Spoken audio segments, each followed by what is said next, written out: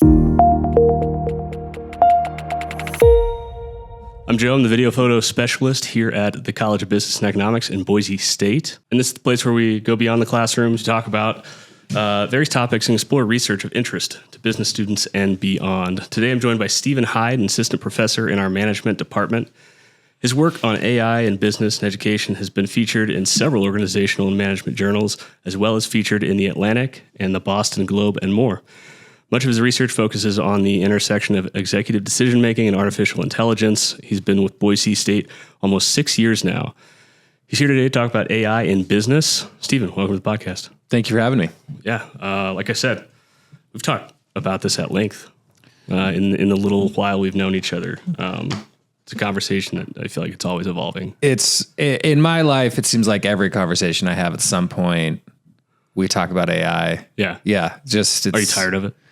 I mean, it's kind of like what consumes you. Like it just consumes me. And so it's hard to be tired of it when it's also like my interest. It's like kind of been my obsession for a really long time. And I think the things that are exhausting at times are some of the same kind of like negative ideas that I find aren't the most accurate. Yeah. Right. Like we'll talk about some of those. Yeah. I think that's easy to talk about. I'd like to get to know you a little bit. The whole point of this podcast is for students who don't raise their hand in class, don't take advantage of office hours, really are unsure of what different faculty are about, what they're studying, what classes they might be interested in. So I kind of want to start from the base, and we'll get into more of kind of the nebulous questions and things surrounding AI. So we sat down back in May with Dan Rush, Kevin Rank to talk about AI in an academic context. You spearheaded that segment of onboarding by providing helpful context through which we can think about AI and its broad impact. For those who haven't seen that video and don't know you, please introduce yourself, describe what it is you do here at Boise State and at COBE. Yeah, so I'm Stephen Hyde. I research or I teach strategy at both the graduate level and at a graduate level, and I've been heavily incorporated specifically generative AI in my class, trying to make it so that it's very no-code kind of AI implementations. That is a little bit of a restriction at times. I've definitely had students at times being like, well, can we get into other AI that's not generative? And it's like, well, do you know how to code? So it's going to be a little harder. And then research-wise, my research really is focused on AI-human partnerships, how we can use and leverage AI tools for research to teaching to different corporate governance. That's largely where my research is. When you talk about no code, I imagine that's what most consumers have access to. Like that generative stuff, like if you don't know coding, and to be honest, like I don't know how the fact that AI can do the coding for me. Yeah. Like how to utilize coding to make AI more effective. So like we're all using that no code version, those generative tools. Yeah. And they keep improving, right? Like, code, or Claude Code just barely came out. And before this interview, I was playing with it on my laptop. Mm-hmm. Unreal what it's able to do, just code natively on your computer, and it's more agentic. So like, those are details that don't matter. Just the amount of abilities that people are going to have or already having who don't even know how to code when they incorporate generative AI in their work is exploding. And like, even what I just said earlier about how it's like, well, do you know how to do Python? So probably not going to be able to do like traditional machine learning. Well, that's going to become like my bet in a couple of years, even maybe within 6 months, I'll probably be able to put it in my class because my students won't necessarily need to know how to code anything, right? Like it'll just be like, just tell the AI to do it and it'll do it. So it's exciting. This is what I love talking to you about AI, because we can just like tangent in so many directions. I think about like how quickly education changes in some regards. I remember doing my comm degree here at Boise State, and at the end of it, we did a lot of broadcast production, a lot of stuff in studio, running cameras, switchers, doing that whole thing. And then towards the end of it, we went to KTVB to look at their studio, and all of that stuff was digitized. Like there's nobody running cameras. You have like 1 or 2 people running the entire broadcast. Like it's not a newsroom full of people. And so in that moment, I'm like, wait, why did you teach us all that stuff? Like that's not what we're actively going to be doing, like if you got hired at KTVB. And so you're talking about AI stuff that you can incorporate in the classroom in the next 6 months. And then I think about students now or 6 months ago, like the kind of AI they were learning with. So your iterations as far as what people are learning about AI are changing so much because of the nature of AI and its change.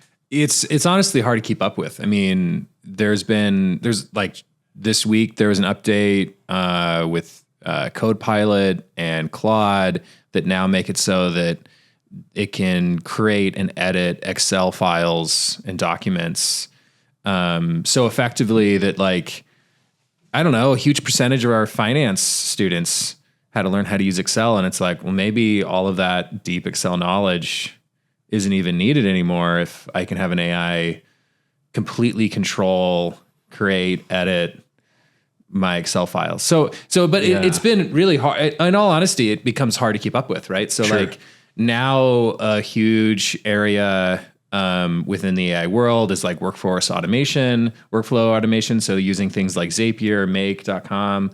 I've only hardly used those tools, right? Like, and now my students are starting to need that. And it's like, okay, now I have to learn that whole skill set. Okay. Yeah. All right. Like now I got to pick this up. That's not something that I've had to do in my workflow, really. Right. Like, and at the rate tech companies evolve, Zapier or whatever it is, like that thing can be bought up by another tech company, and then it probably will processes change. Yeah, yeah, or maybe already Claude, for example, has started to put integrations as well as ChatGPT into their product that now makes some of those features of Zapier not needed. So even if I like focus on that, it's like, well, a year from now, will I even need to use Zapier, or will that be like native within Claude or ChatGPT? It seems like inevitable. One of them will buy those companies and then just throw it in. Yeah. Or take all of those things over to a different platform, and you're like, okay, right. I understand how some of these things cross from one platform to another, but this isn't what. Anyway, back to you. Tell me about your path to Boise State. Have you always had your sights set on teaching in higher ed? Well, I found out that I really loved higher ed and education in undergrad when I started. I was a psych major. I grew up on a cattle ranch. I'm a first generation college student. I'm very dyslexic, so school before college was incredibly hard for me. My dad told me at one point that he thought I was going to become a plumber. That's like his highest expectation, which is not like nothing on my dad. Like he was correctly They make good money. They make good money. Yeah. But he was also correctly looking at the tea leaves of like, dude, this guy can barely read. Right. That was the case for a long time. And then I got an undergrad and just kind of like fell in love with research and fell in love with that process and being able to explore an idea that nobody's answered and how exciting that is. And so that kind of put me down that path. And then I got my master's degree at George Washington in organizational sciences. And I was kind of in this decision point of like, do I want to go down the professor role, or maybe I'll become a consultant, work in places like Deloitte or McKinsey. And I was like, man, if I stop going to school, I'll never go back. So I might as well just see. Yeah. So then I went to Texas San Antonio for my PhD, which was incredible because they have a really good AI machine learning program there. Yeah. And so that's how I started getting involved there. Right. So I got really interested in how we could measure executive psychology at a distance. Right. It's really hard to get like CEOs to take surveys. They're never going to take a survey. They don't have no time. Somehow shadow them on the job. Right. Like they're not, but yet these people have so much impact on our lives. Sure. And then the Wells Fargo scandal happened in 2016. Right. Where they stole billions of dollars from customer accounts. They're just having people create accounts for no reason, that kind of thing. Yeah. And so then I was like, okay, I wonder if I could measure deception at a distance. I wonder if I could be able to use their language against them and identify when executives are lying. Yeah. Before anyone else knows. Interesting. And so that was my dissertation, and I did it. Right. So what did you find? I found that we could predict deception just based on linguistic cues alone. with an 85% accuracy, just specifically focusing on their words and using machine learning. That's it. So like, it was incredible. And like, what was interesting about it is that we found like probably the thing that got it published, the thing that the reviewers are the most excited about is we showed that financial analysts who had the highest level of prestige, the ones that like we all listen to, were the slowest to identify fraud. It was the analysts who had the lower levels of prestige, reputation.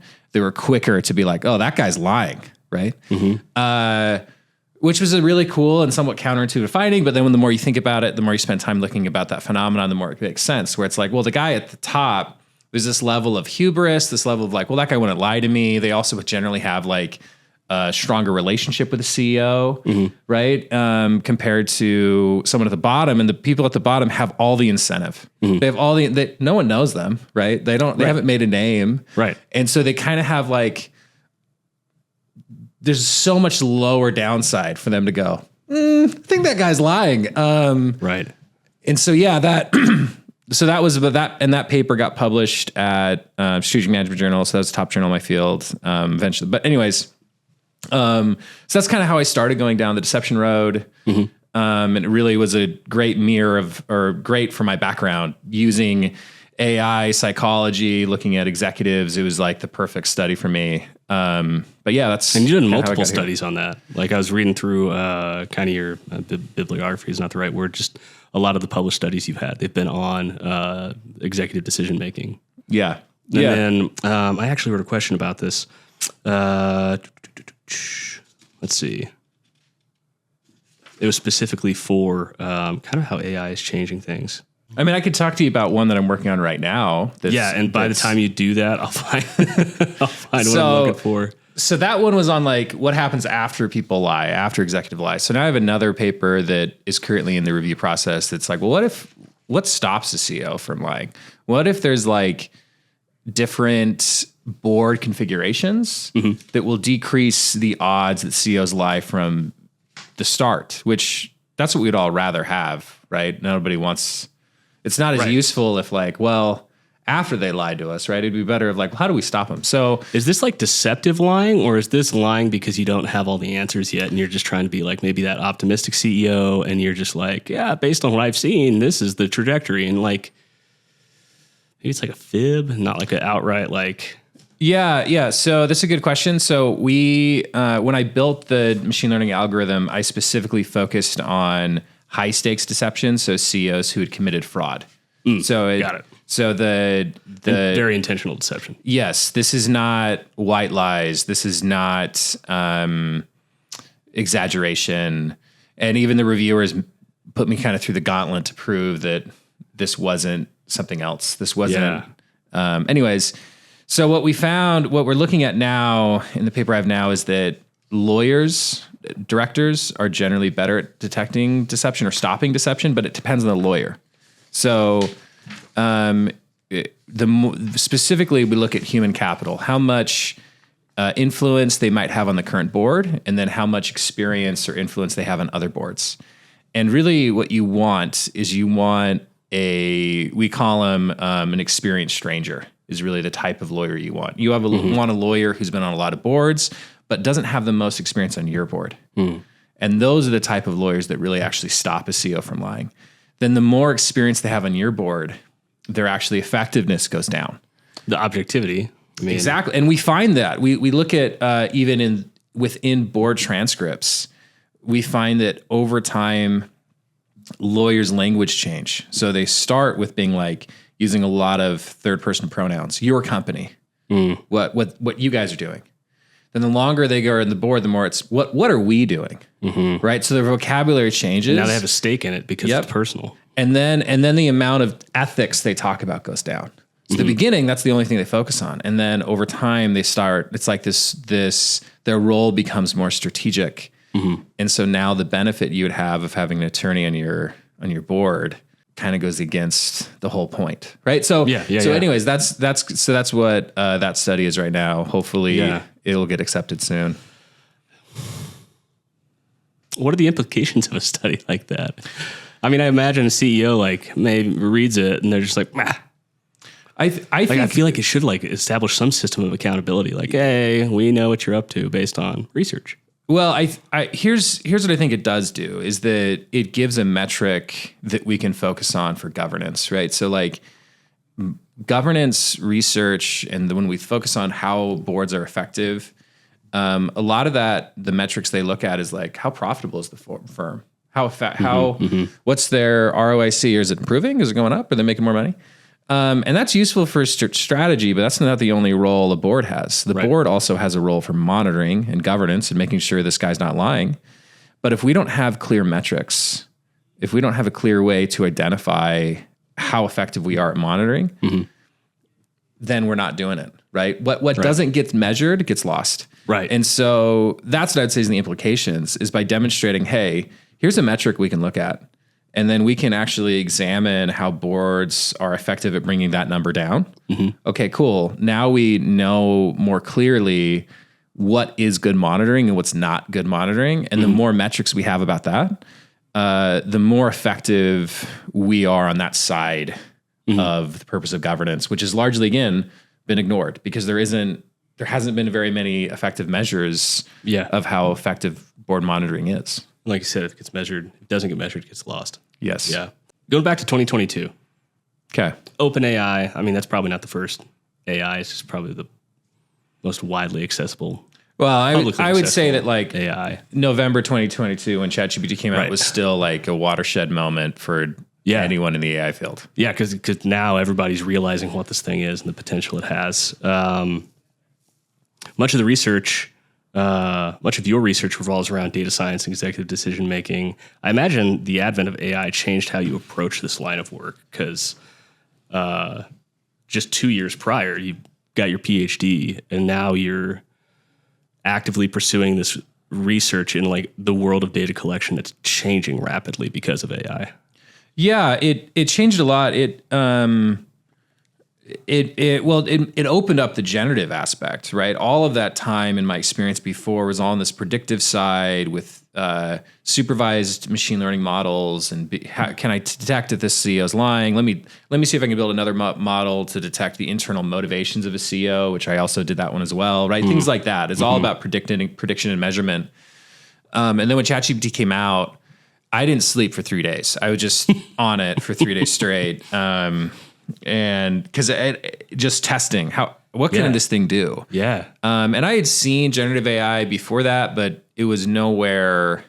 It was just a clear, this is different. Right. And so it made me rethink about my approach and made me see kind of like, okay, this is going to change all of my students' lives. Oh yeah. You know? And so now I need to figure out how to bring this in the classroom because prediction is one thing, and like that's still going to stay in this computer science world, right? Like that's going to still stay in like recommendation machines, things like that, right? But then when it becomes generative, it's like the moment for me was pretty clear of like, okay, I have to embrace this and throw this into my class as soon as I possibly can because this will change white collar work immediately. And so that also then changed my research. Like before that, I never studied and did research in education. That was not my focus, right?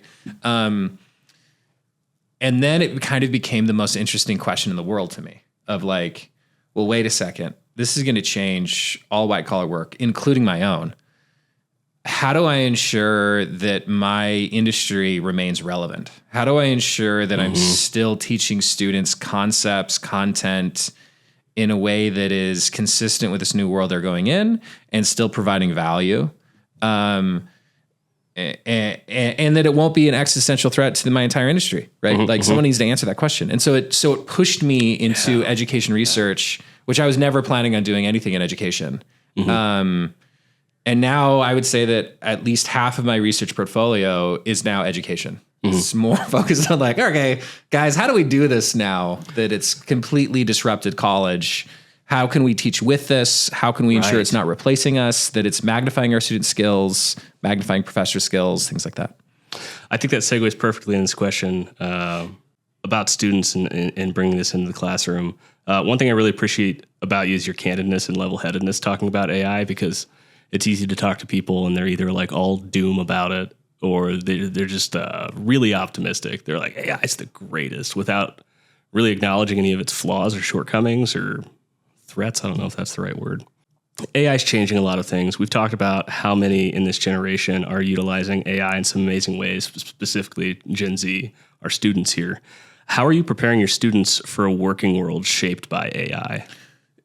Yeah, so I've brought in AI. It's all about bringing it into my classroom, and I always think about it. It's dual approach is the term I use a lot. This is a dual approach that you are teaching the course content and AI competency at the same time, AI literacy at the same time. So in my course, it's like, all right, we're going to teach strategy throughout this, and then we are going to use generative AI as the teaching tool so that the students can have an awareness and a use and learn how to use the tool. And then I keep adding on. So it's like beginning, first day is like, all right, we're going to talk about prompting and how you get AIs to prompt effectively. And we're going to work on our prompting in the context of ad strategy, right? Marketing strategy. And then you're going to work on, and then the next day is like, all right, we're going to talk about external factors to the company. Okay. And then we're going to show that within the context of teaching you how to make a custom GPT.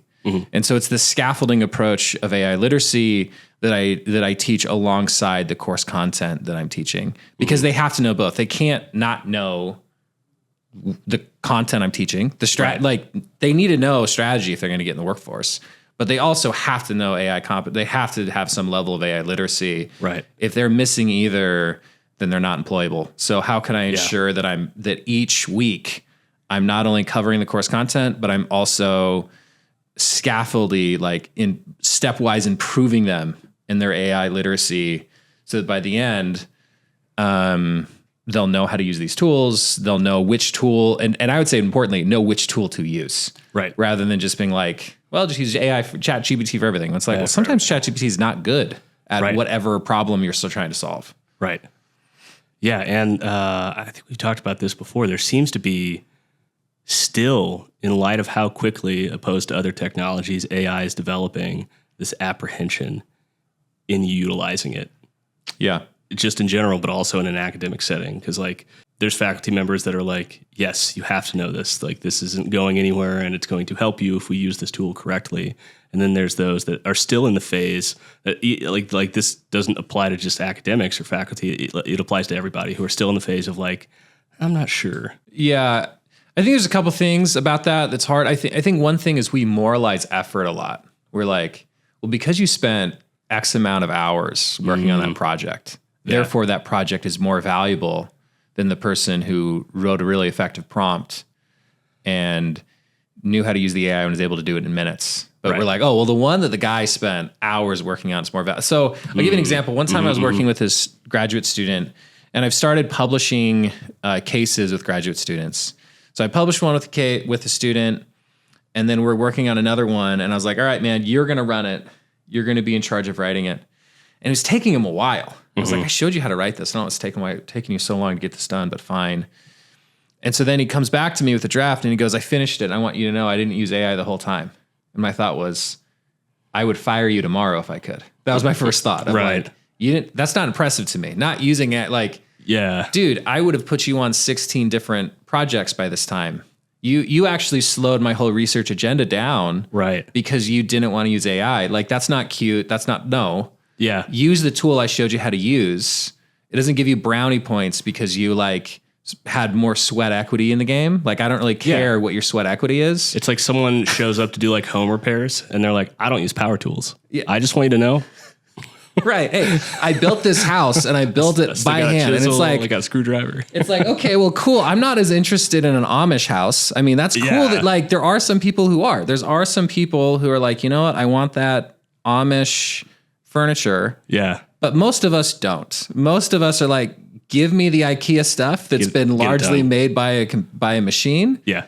And I'll use that little wrench and make it done. Right. That's what we're mainly looking for. And so I would say that's one of the problems. We moralize effort, we moralize time, and just because something is done fast, just because the AI can do it, doesn't mean that it's worth less. Yeah. I think similarly when they talk about like AI art, Or I've seen some AI artists who can create really amazing things, and I've played with enough AI art tools that I can tell the talent that they have in using those tools. And then I'll hear other people like, well, that's not art. And I'm just like, okay, they also said photography wasn't art either. So let's...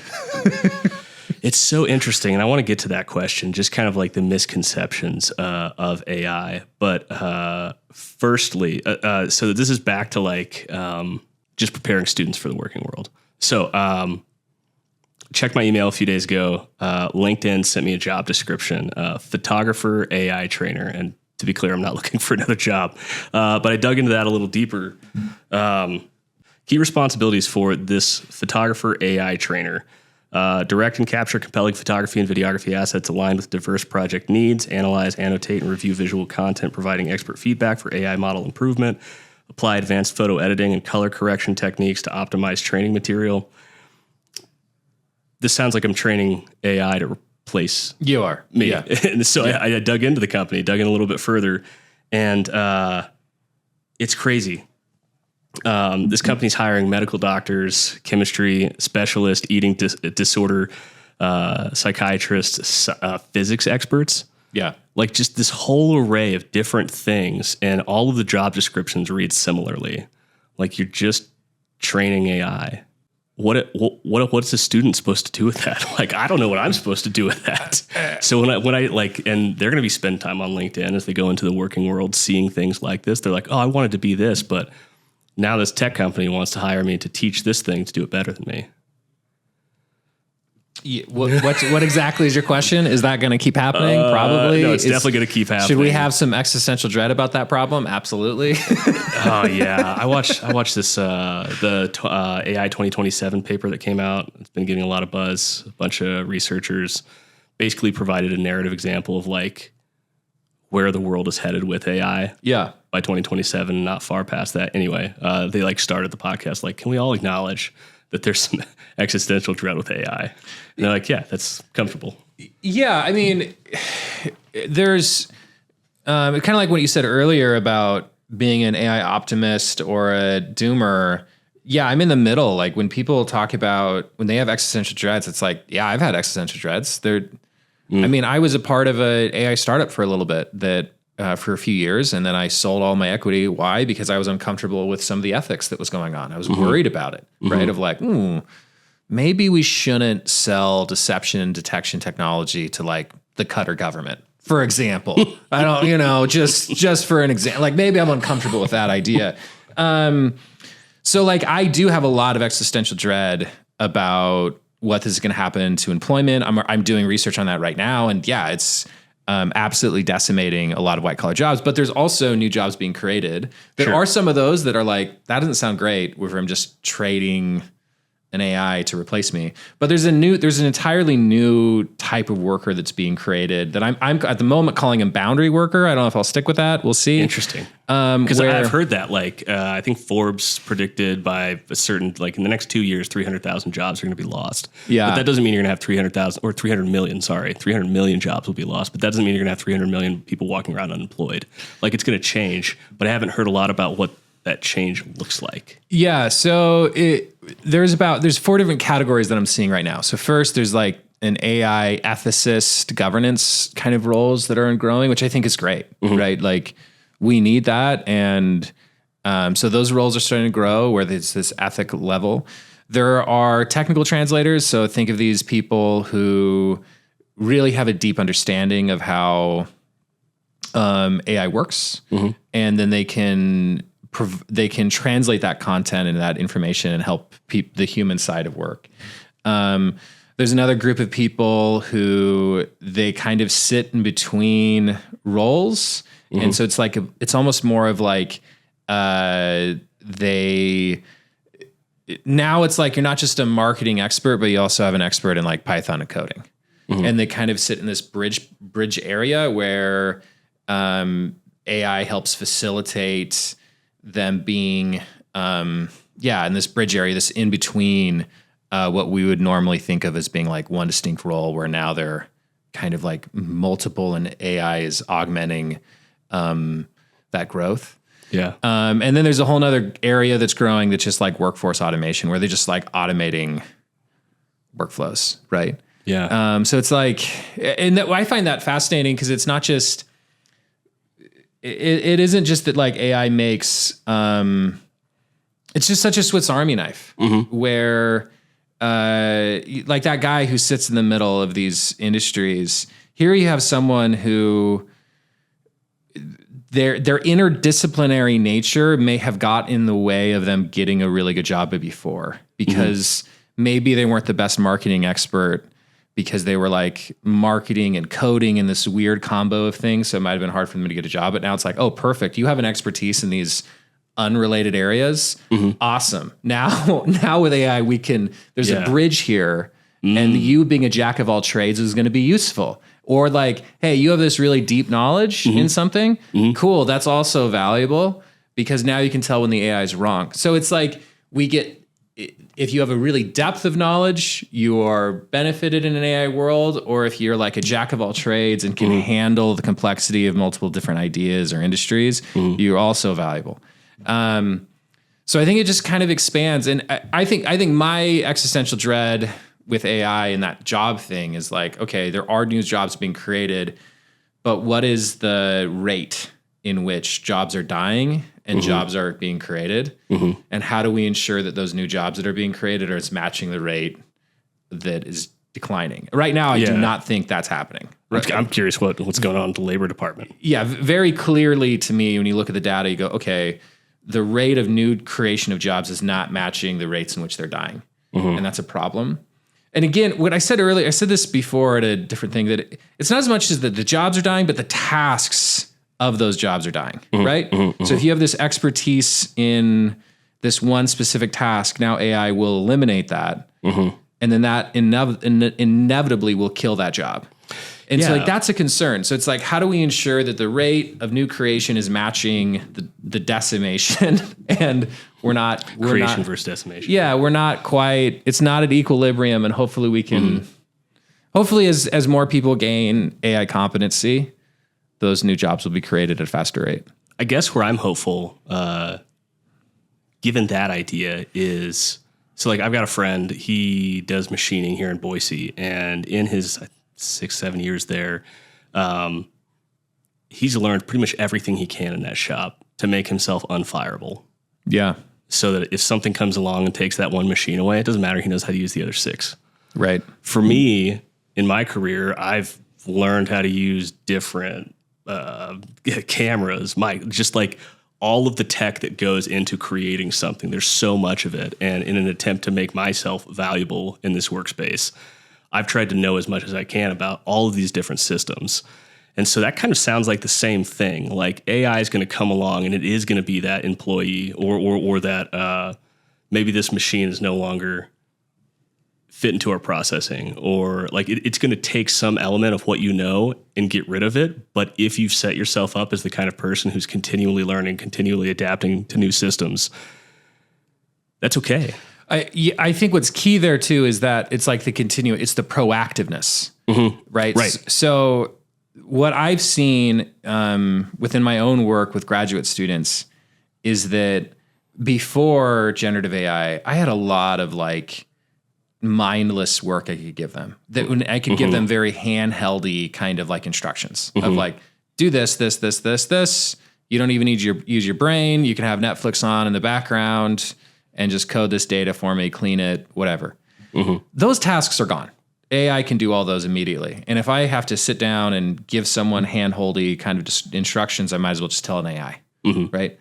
And so a lot of the work I used to give to GAs is gone for me. And so it's like the level of difficulty that now that I have to give my graduate assistants has increasingly improved.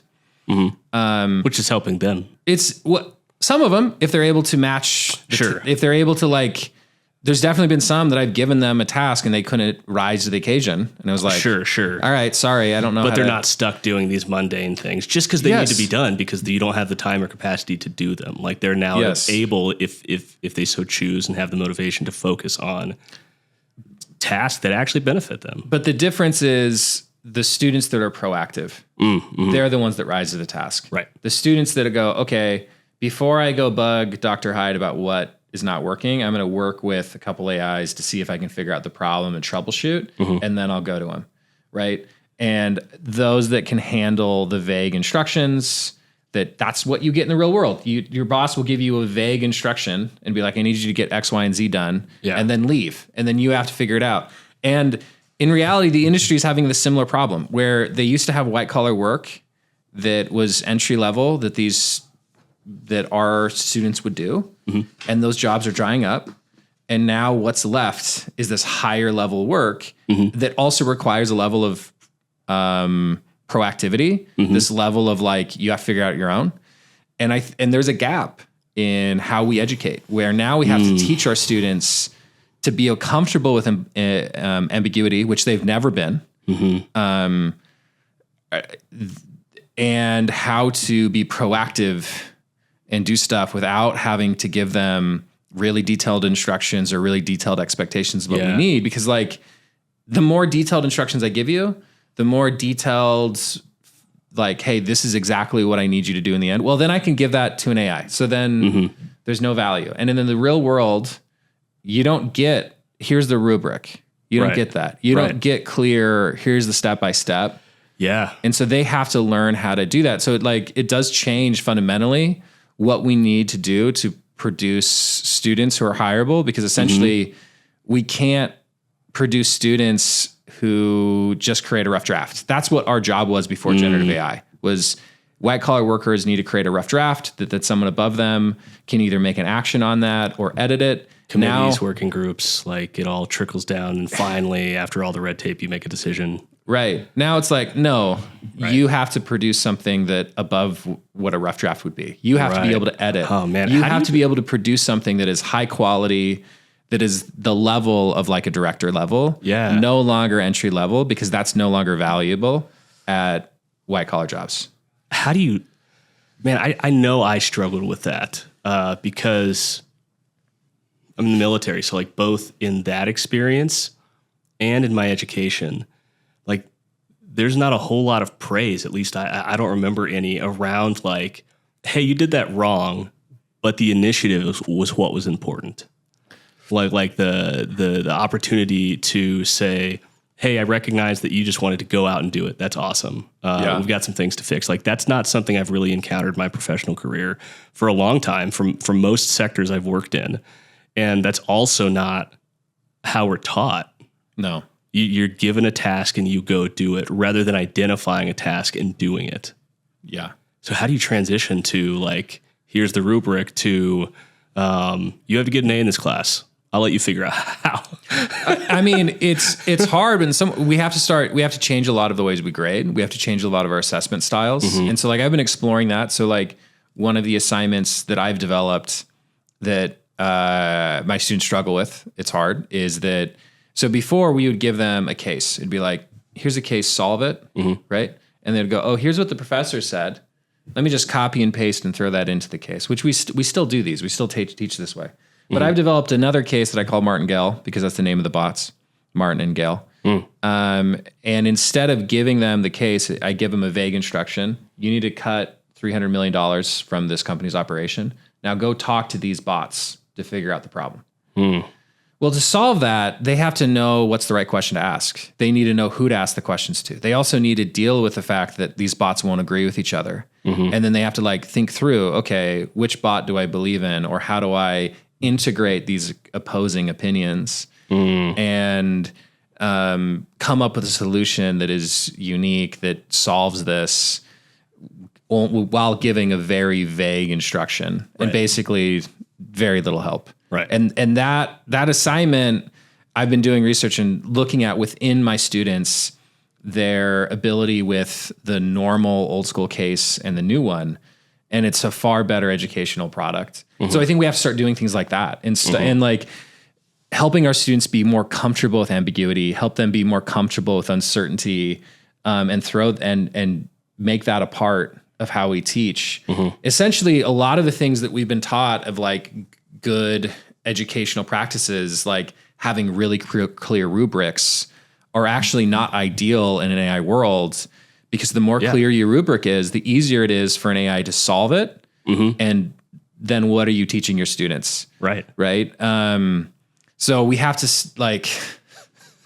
we have to change the way we approach grading. We have to change the way we approach our assessments. And the more we can like be open, not only with allowing them to fail, and that's okay, but also allowing ourselves to fail as instructors, right? The better. Right. So I was talking to somebody yesterday about this Gen Z friend of mine. And this might be even simplification, but when I talk to my parents in Gen X and when I talk to students in this different generation, I get this sense that AI is vaguely bad, but in two very different ways. For my parents' generation, they're used to technology evolving slowly. Like this new fancy thing comes out, it's got some bugs. It's got to go through a few iterations before it's something that's reliable. And so they see AI come out and they hear immediately about like what's the term AI bots use for like errancy? Are you talking about hallucinations right now? Hallucinations. Okay. Yeah, and so when ChatGPT came out, I can't remember what that was. Last figure I saw is in the recent update to ChatGPT 5. It went from like 4.5% in hallucinations to like 0.02% or something. And so it's evolving extremely quickly. Yes. And so the older generation's like, give it a while, but it doesn't need a while. And then you have the younger generation who is identifying a lot of the things that we've been talking about. They understand that it's not evolving slowly. And they also understand the implications of it evolving to their livelihood. As a millennial, it's interesting too, because I find myself in the middle ground, like wishing it could develop a little bit slower. I wish it would develop a little bit slower too. Yeah. And then also trying to be like, okay, I want to be hopeful, but I mean, if I'm being realistic, like there are some things that are, I don't know, kind of scary about it. Give us some context. What are some healthy ways to think about and partner with AI as we grow in this like world that is now permanently attached to it? Well, I think one thing is just acknowledging this is an exponential curve. That this isn't linear. This is exponential in its improvement. So it's exactly what you're seeing. And so recognizing that's helpful, especially for older generations. I've been seeing that and trying to get papers published, and I'll get these older people who it feels like it's like yelling at clouds, and they're like, it's like an old man being mad. And often what they're mad about is things that was true when ChatGPT first came out, but no longer true. And then for young kids, like I think the other aspect of it, how to be healthy in it, how to look at that is realize that you're not behind when you're adopting these tools. That I think like within younger people, the adoption rate's only about 30%, which is actually insane. That it's 30% adoption. That's lower than I thought. That's way lower than I thought. Yeah. Well, but then when you think about it, it took us like 100 years to get phones in everyone's house. Fair. Yeah. 30% is pretty mind blowing, but recognize that you are ahead. Like if you're incorporating AI, you're putting in AI into your work or learning how to use these tools, you are not behind. There's a minority of people who are AI natives and able to do all kinds of crazy things. So I think that's one thing is like, or another way to think about it too is just don't feel bad about being behind. Like the analogy I've heard is this is a red queen race, like from Alice in Wonderland. Doesn't matter how fast you're going to run, you're going to be behind. Like it is exponential. So recognize that it's like, it's okay. You can sprint at this thing and it's still going to stay ahead of you forever. Right. But also recognize that when you're making these choices and adopting it and bringing it in, you're still, yes, you're behind from the AI, but we all are. You are ahead of most people, and and as you incorporate it, every tool, every way you can learn how to augment your skills, right, and not replace your skills, augment your skills, right. You will benefit, and you're ahead of other people, especially other people who are just replacing themselves. You know what I like to tell people when we're talking about like my work and AI and how that's going to change is, and you can tell me if this is accurate or not. I routinely ask AI because the funny thing is, you're like, what's AI going to do? Like you can ask it. Yeah. For the most part. Like if you're not asking AI how you can augment your skills or what parts of my job are susceptible to being replaced by AI. Like it seems like you can work with it to become more of that jack of all trades, like we talked about, or to or to anticipate what it is that might change in your career field. Yeah. If you, I mean, it is the ultimate Swiss Army knife in anything you want to learn. You want to become a better writer? Okay. You can have it help you learn how to be a better writer, where you can be like, all right, act as a literary critique. Here's something I've written. Tell me what I could do to make this writing better and why. Yeah. Right. Tutor me. Here, I'm going to find an open source textbook. I'm going to throw that into an AI for its knowledge base. Let's say I want to learn French, and then I'm like, all right, AI, create some flashcards for me now. Now I can learn French. Like it's just the ultimate Swiss Army knife. So yes, like rely on it to figure out, hey, what can I improve to get better, and what can I learn? And like there's a way you can use it where you're not just outsourcing your brain, but rather you're using it to augment your creativity, augment what you want to learn, and help you achieve the goals that you want. You don't have to be this passive participant in this game where it's driving the car and you're just. It's interesting because in a lot of ways, well, in this way, we're talking about research and learning and answering questions. It's not so much different on a base level from just Google it. Sure. You want to know the answer to something? Google it. Like, just be curious. Just at a level. It's making it easier, and it's giving you more detail and more like actual. I don't Google any tech related questions anymore. Like if I have any troubleshooting I'm trying to do, or if I'm like, all right, are these 3-4 pieces of technology going to plug into this machine? Like, that's not something I'm going to ask Google anymore. Like, I can get an entire diagram of how things work. Yeah. Or I can just take a picture. Like, I did this. We have some process in the military for taking apart hard drives. And so I pulled off the back of an iMac, which I've never done. And I'm just like, well, I don't know where the hard drive is in this thing.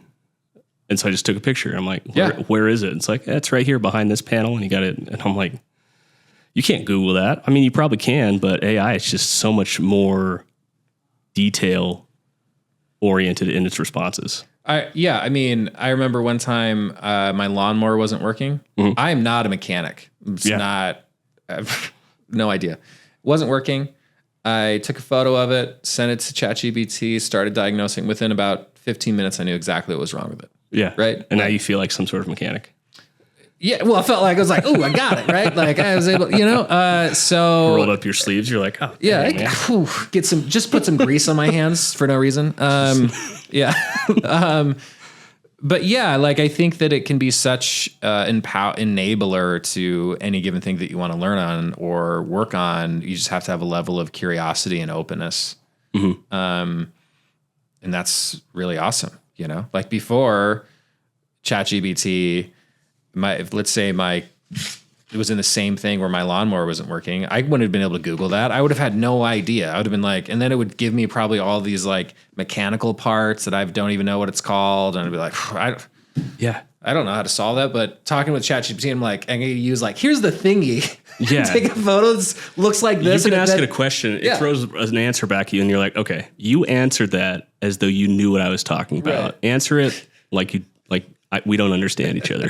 And it will do that. Yeah. It'll boil it down to the thingy and the doohickey. or like you get, I'll find an article that's written in some medical journal and it's using all this Latin terms and I don't know anything about whatever. And I can just throw it into ChatGPT and I'm like, hey, dumb this down. Yeah. And it will. And then I can be able to read and digest some really intense concepts that otherwise I would have never been able to handle that. And I'm not going to be able to call up an expert in that field to be like, hey, can you explain this genetics paper to me?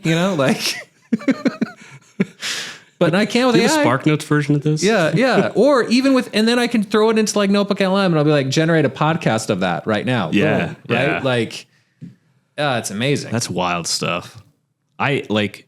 In some ways, I think it would be, I don't don't know what the right way to frame this is. Like if I were a student right now thinking about the implications of AI, like, yeah, there's some not so fun thoughts surrounding that. But at the same time, your ability to learn complex things quickly has improved drastically. There's so many times I read through an article like you were just talking about. I'm like, I'm not quite sure what this is saying. I'd have to find somebody to sum it up for me or do additional research. And like now your ability to get those questions answered and to understand things is just expedited. Yeah. So it's like, it's like we have to figure out a way to help our students just be more curious. Yeah. Right? Be more curious. What are you? And so I try to figure out, currently what I'm spending time thinking about now is how do I make my class more intrinsically motivating? Extrinsically, motivation doesn't work. Grades A's and B's and doesn't. So how can I make this class more intrinsically rewarding, more so that I can facilitate more of that curiosity? I'm still trying to figure that out. But yeah, that's what I'm working on now. Yeah. If you can predict this, how will AI change education in the next 2 to 5 years? Because you've talked about like how we need to, you just mentioned intrinsically motivate students. How's AI going to change things just in general with education? I think that classes are going to become far more student customized. I think that the role of a professor is going to be more of a facilitator of discussion rather than someone who stands in front and says, here's my expertise. Though I will say, I have found surprisingly that my students still want me to lecture. I wasn't my master's. That's kind of nice. Yeah, that's flattering. I tried things I've been trying some experiments in my master's degree class where they're generating more of the content and kind of like this remix thing. But then the feedback I've gotten this semester, like midway through, is they're like, actually, we want to hear you talk more. And I'm like, oh, I wasn't, I guess I expected you to not want old school lecturing, but you still want that. Okay. But so I think that, but I still think that like, especially the content, like publishers, those guys are screwed. I think like in 5 years, I don't think we'll be using a lot of textbooks. I think we'll be using the actual fun, like articles. Why even give you a textbook? Instead, I can go, here are the articles, the foundational articles of this that textbook was built this upon. This textbook was built upon, and now you make your own textbook of that content, right? You make your own text. Like, I don't need. I mean, the other day, one of those publisher guys, the textbook guys, came to my office and tried to sell me, and I was like, literally, you can't. There's nothing you can give me right now. And he was like, well, we have this thing. It can make more assessments and stuff or assignments, and I was like, bro, I can make a test like that. I don't need you for assessments. I don't need you for tests. It sounds like a sector that's not analyzing. It's like it seems unaware. Yeah, right. And he was like, of its own obsolescence. Yeah, absolutely. And then he was like, well, we have this AI tool, and here's the guardrails you can put on it. And it's like, I actually don't want guardrails. So I don't know why you're like, that's again the opposite of what I'm looking for. Actually, I'm teaching adults, not children. I don't treat my students like children. They're adults. So I don't really want any type of guardrails. Yeah. I want them to be using the most latest tools that they're going to be using in the workplace. So no, you're actually speaking the opposite language that I want. So I think you're absolutely right. Like they don't get that already in my mind, they're replaced. Already I'm trying to plan out how I can completely remove the textbook from my class and be like, all right, you're responsible for your chapter. Make it interesting to you. Make the content. Now you don't have to read some 50-year-old man's boring version of that content. You make it so it's interesting. You're interested. So, and it's based on relevant content. I have this student who's really into pickleball. Yeah. And he makes every single chapter pickleball focused. Every analogy, everything is all about pickleball. That's great. So I think that's in the near term, that's going to happen. That's already happening. I think long term, I don't know about 5 years, but maybe 10, 20. I think we'll have AI tools be teaching lower level classes. Like 101 classes will be taught completely virtually by an AI, which that can be bad for sure. Sure. But I think one of the benefits is that I think it will force professors to become better teachers, because then there will be this question of, well, why would I hire you if an AI can teach better? And I has access to all the same information. Right. And give it a few years and you're going to have avatars that look and sound like people actually talking to you. Like, right.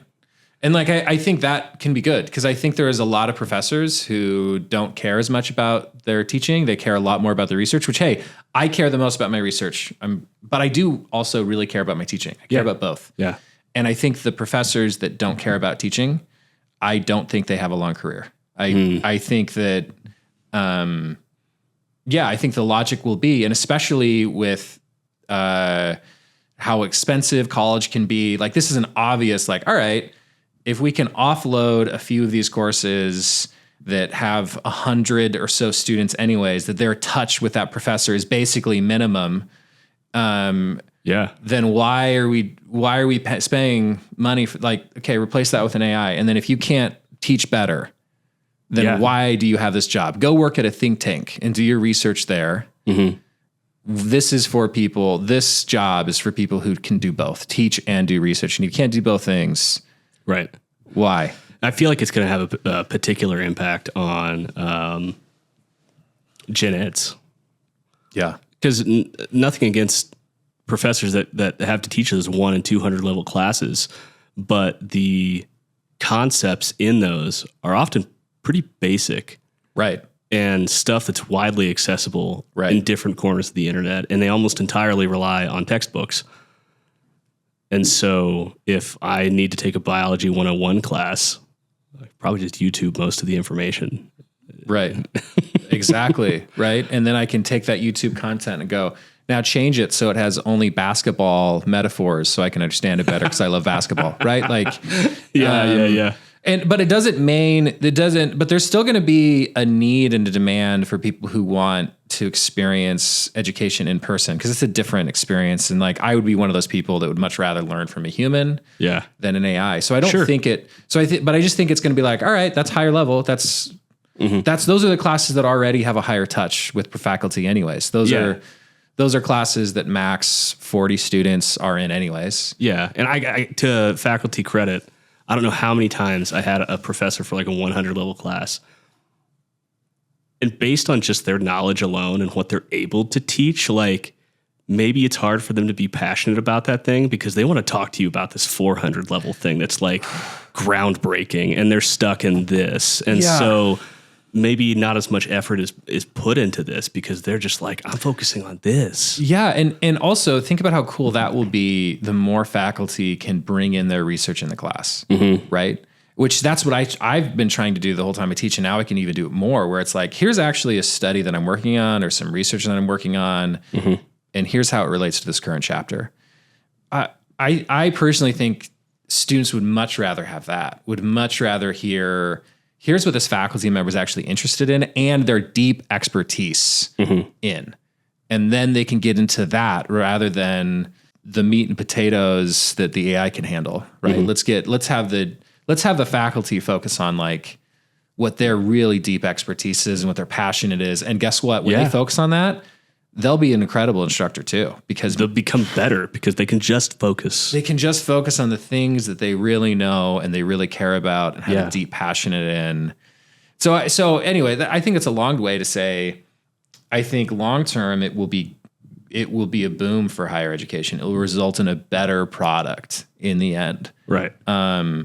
It's definitely going to be bumpy to get there. And like, it's not like I'm like stoked that a lot of like faculty members will likely lose their job. Like, I don't think that's good, but I do look at the future and I go, that seems inevitable, right? Like, and maybe it's less like tenure track faculty members. Maybe I'm more talking about, actually, it is going to be this. It's going to be more adjuncts, instructors who really don't get paid a lot anyways, who like, we all look at that job and go, man, those people are not being well compensated for their effort. So I do see a lot of those jobs in the long term just completely getting eliminated. Yeah, that makes sense. Okay, yeah, we've kind of talked about this. Last thing. When I get like go to my doomer phase about AI, I remind myself that the advent of Google didn't make anybody a genius. Everybody was like, oh, no, we now have access to all this information. Everyone's just going to be so smart, and that's not the case. Our assumption that all this information at our fingertips would have solved anything wasn't exactly accurate. Is this assumption of AI that everyone is going to start using it and efficiency is going to skyrocket? Is that accurate? Is this just another tool many are bound to underutilize? Maybe this is taken it a bit too far. Does AI require widespread use to even evolve exponentially?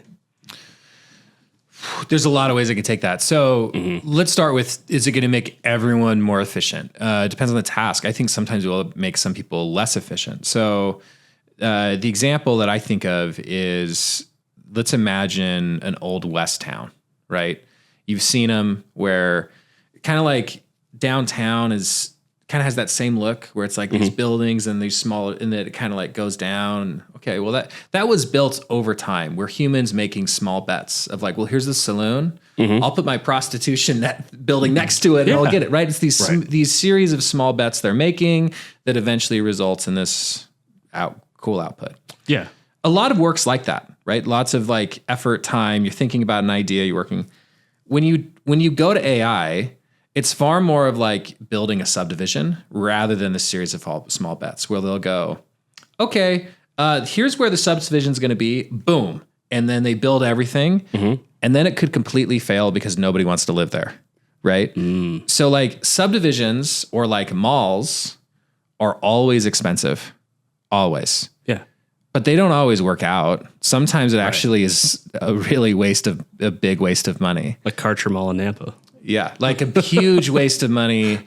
And so I'd say similarly at times with work, we assume the AI is going to do a better job.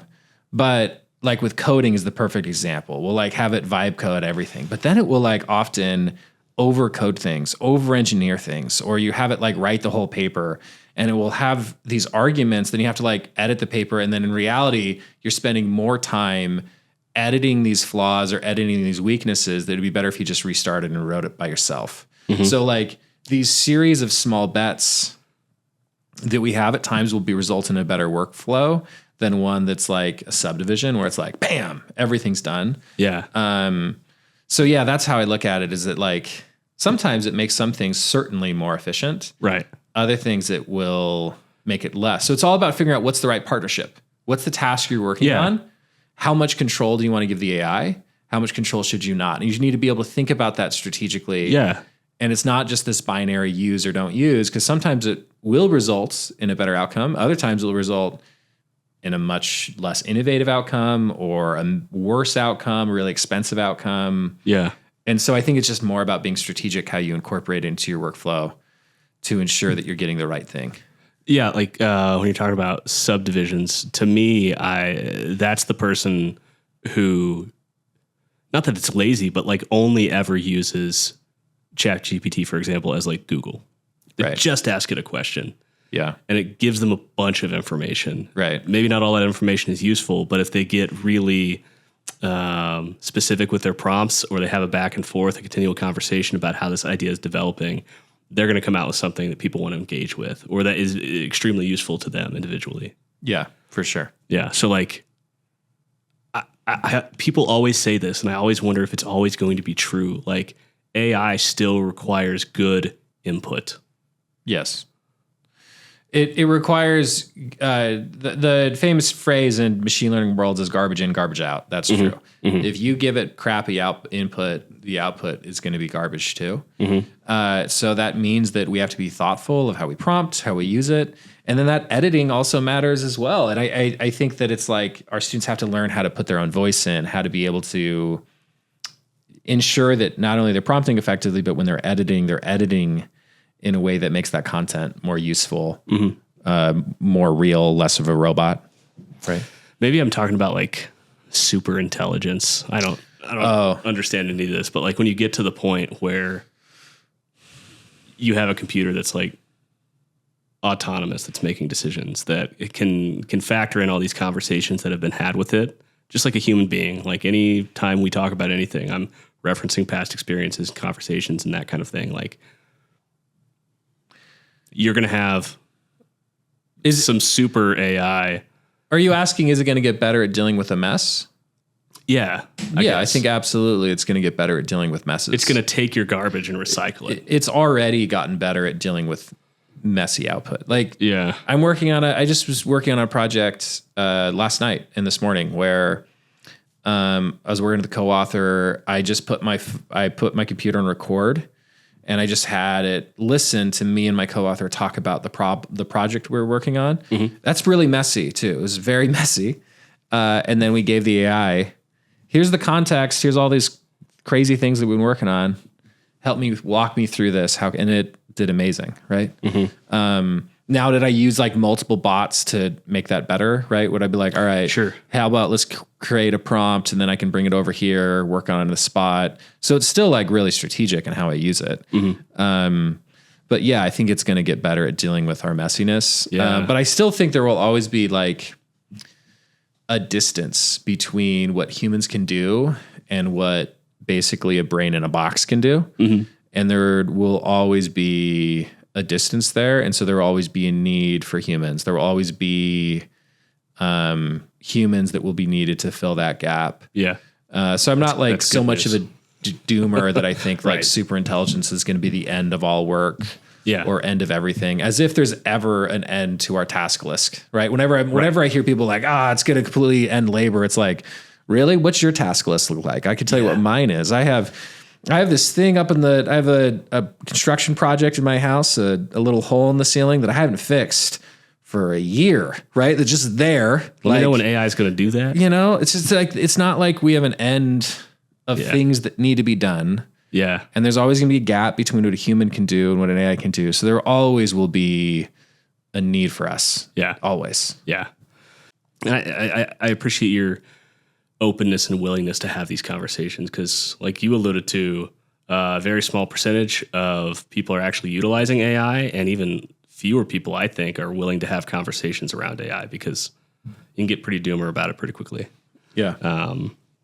If listeners want to hear more about what you're up to or read, I guess just like, what are you doing? Like, how can people keep up with what you're doing? I don't really do social media very well. So I don't have a lot of good answers to that. It's not like I have like I don't publish on LinkedIn, for example. Yeah. I don't take your class. Yeah. They just have to take my class or talk to me or like, I'm just not like, I actually hate social media. So I don't, Same.